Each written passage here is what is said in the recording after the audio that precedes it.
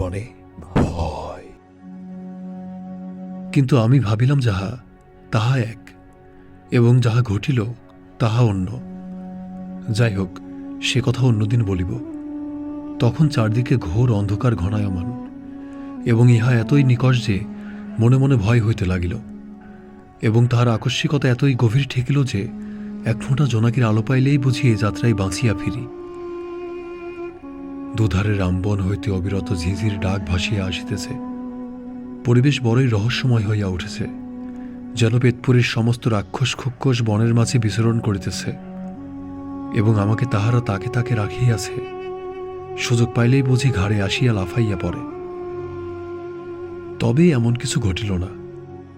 কিছু দূরে গিয়াই মাঝিপাড়ার জুলহাসের সাথে দেখা হইল। সেও আমার মতো মেলা দেখিয়া বাড়িতে ফিরিতেছিল। পথিমধ্যে প্রাকৃতিক ডাকে সাড়া দিতে গিয়া তাহার যাত্রা বিরতি ঘটিয়াছে, আর তাতেই তাহার সাথে আমার সাক্ষাৎ। এতক্ষণে যেন শুকাইয়া যাওয়া জীবাত্মায় পানি পাইলাম।